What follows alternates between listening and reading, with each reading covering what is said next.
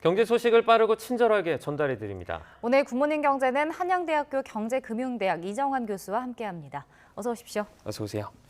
네, 연준이 드디어 4번 연속으로 자이언트 스텝을 단행을 하고 이번에 0.5%포인트죠. 빅스텝으로 금리를 인상을 했습니다. 0.5%포인트도 상당히 높은 수준의 금리 인상이지 않습니까? 그럼에도 불구하고 속도 조절론이라는 의견이 많죠.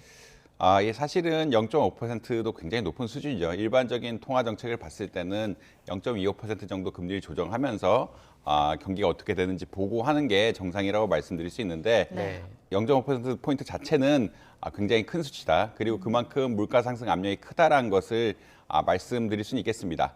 그렇지만 이제 시장에서 뭐 긍정적이라고 평가하는 것은 아무래도 이제 0.75%를 포인트 4번 하다가 0.5%포인트로 줄어들게 되면은 이 이후에는 또 0.75%포인트로 올라갈 확률은 조금 없지 않을까라는 그런 생각이 아마 저변에 깔려 있는 것 같고요.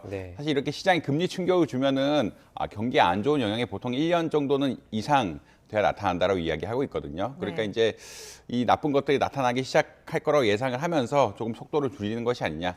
결국은 금리란 것이 그러니까 우리가 지금 하도 올해 너무 많이 오르는 거 많이 봐서 0.75%포인트 올리는 게 당연하다라고 인식할 수 있지만 기본적으로 금리 통화 정책은 0.25%포인트라고 보시면 될 것 같고 점차 흔히 말하는 우리가 정상적인 통화 정책 수준으로 가고 있다.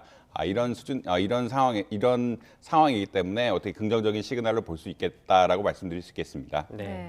또 관심이 컸던 게 바로 내년 최종 금리였는데 이게 기존의 4.6%에서 5.1%로 이제 상향 조정됐습니다. 결국은 내년에도 기준금리는 계속 올릴 거다라는 얘기인 거잖아요.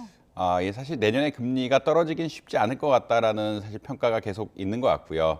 시장 일각에서는 내년 하반기부터 금리가 조금 떨어지면서 어떻게 보자면 경기가 회복되는 이런 계기가 되지 않을까라는 예측하는 흔히 희망론자들 좀 있었는데 오늘 이제 결국은 그렇게 되지는 않을 것 같다라는 게 사실 정설로 굳어지는 것 같고요.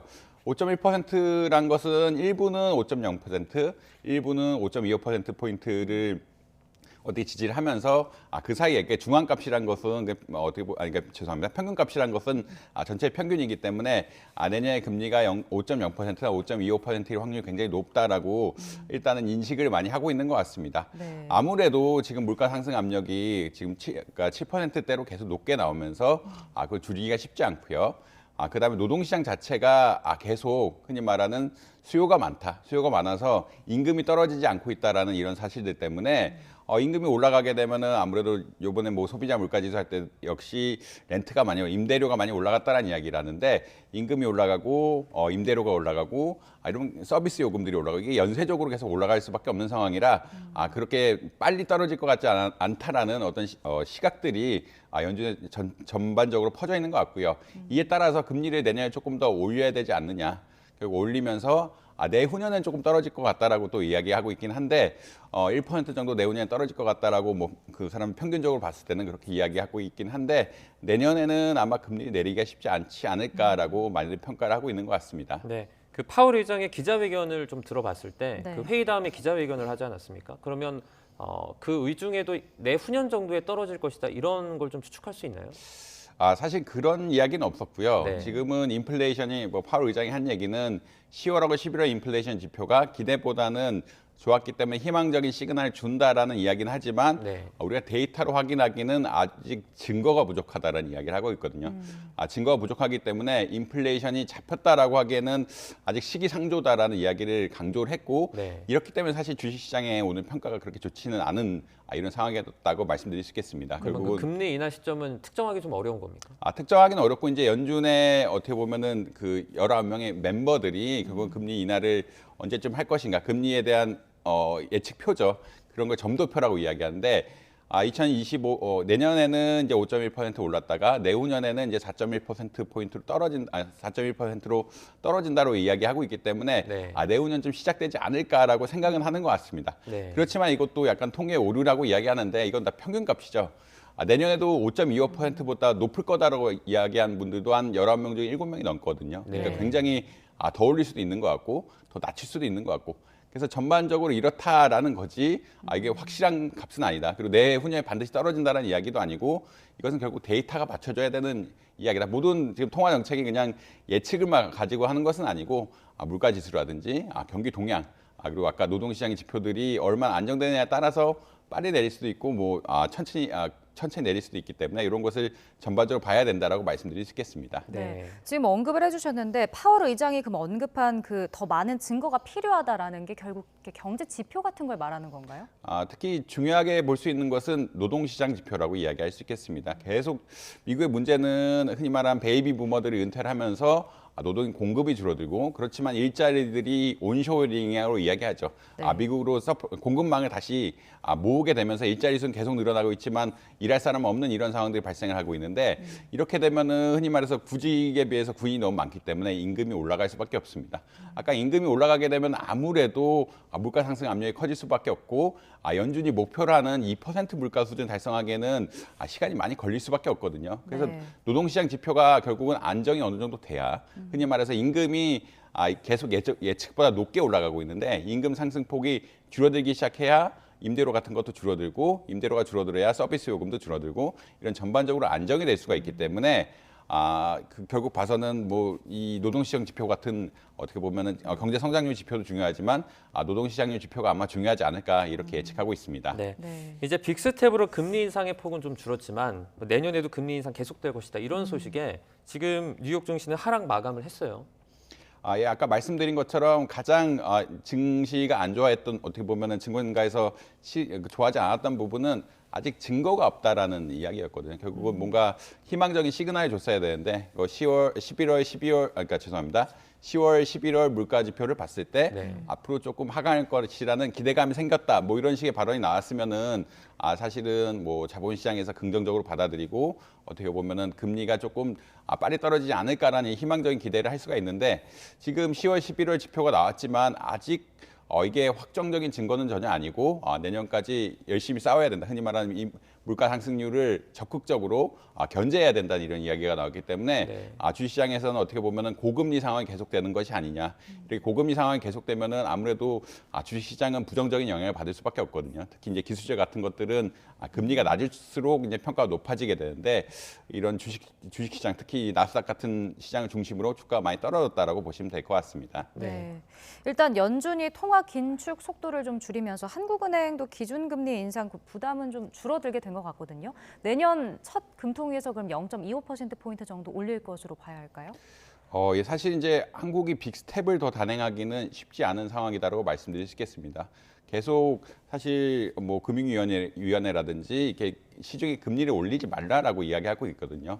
은행 금리가 너무 올라가게 되면은 가계대출이나 기업대출에 큰 타격을 입히게 되고요. 네. 특히 은행 금리가 올라가게 되면은 제2금융권 금리는 은행 금리보다 훨씬 많이 올라가게 됩니다. 네. 이렇게 되면은 취약계층이라든지 중소기업이라든지 이런 흔히 말해서 신용에 대한 접근이 어려운 분들이 굉장히 피해를 많이 받을 수밖에 없기 때문에 네. 금리를 올리는 것에 대해서는 굉장히 조심스러울 수밖에 없다.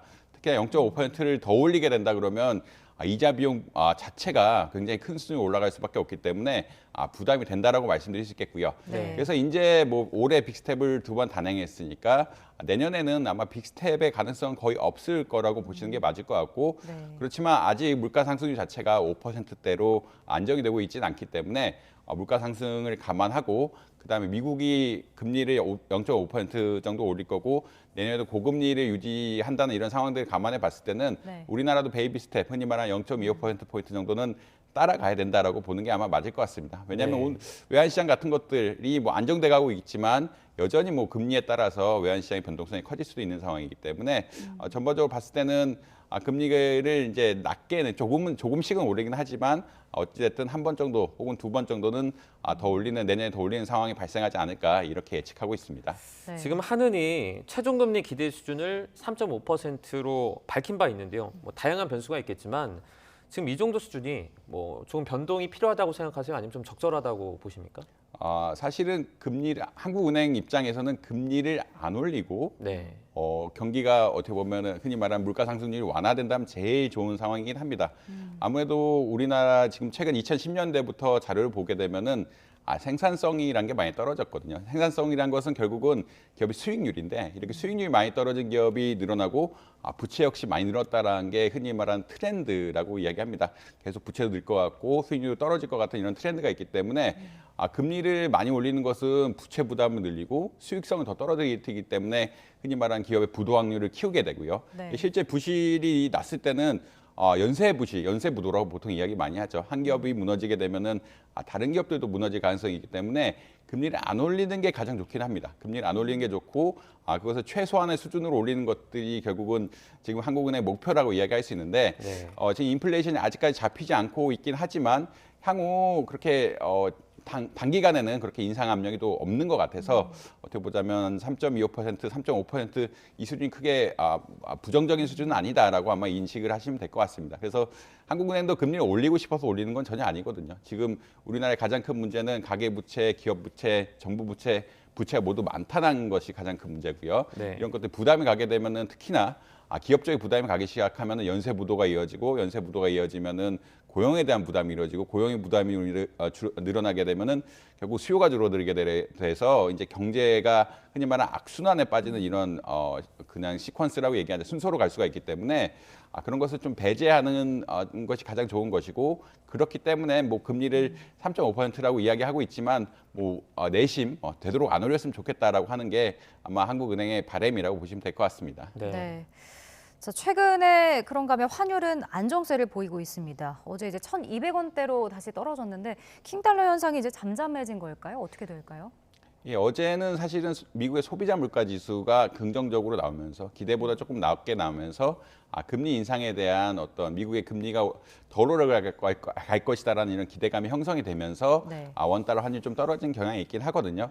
사실 이런 추세가 어느 정도는 지속이 될 것 같다. 그러니까 금리가 예전처럼 지금 어떻게 보면 자이언트 스텝을 안 했다는 것 자체가 금리가 경제에 굉장히 충격을 많이 주면서 올라갈 계기는 줄어들었다라고 보는 게 맞을 것 같고요. 네. 그렇기 때문에 어느 정도 예측되는 상황에서 움직이는 것이라면 환율 역시 예측되는 상황에서 움직일 가능성이 높고 이에 따라서 어느 정도는 안정세를 보일 가능성이 높다. 그러니까 아까 금리를 올린다는 것은 시장에 충격을 준다는 이야기를 말씀을 드렸고 네. 그다음에 금리 인상 폭이 크면 클수록 시장의 충격이 더 크게 되거든요. 그렇지만 아무래도 향후 미국의 금리 인상 자체가 이제 0.5% 이상은 안 갈 것 같고 내년에는 흔히 말하는 베이비 스텝이 많이 일어날 거기 때문에 통화정책 운용이 기대되는 바에서 움직이고 한국 역시 어느 정도 그 기대 수준 안에서 움직이기 때문에 환율이 그렇게 폭등할 일은 많을 것 같지 않다. 그렇지만 물론 아직 대외 요인 같은 것들이 확정이 되지 않았기 때문에 뭐 러시아 우크라이나 사태라든지 중국의 문제 같은 것들이 어떻게 보면은 정리된 것은 아니기 때문에 환율의 변동성에 큰 영향을 미친 요인들이 있지만 통화 정책 자체가 이제 충격량이 줄면서 흔히 말하는 사람들의 기대감 형성에 안정적인 영향을 주는 안정성에 늘리는 영향이 있을 것 같고요. 이에 따라 환율 역시 어느 정도 안정적인 횡보로 보이지 않을까 이렇게 예측하고 있습니다. 네. 네. 알겠습니다. 오늘은 여기까지 듣겠습니다. 한양대학교 이정환 교수와 함께했습니다. 고맙습니다.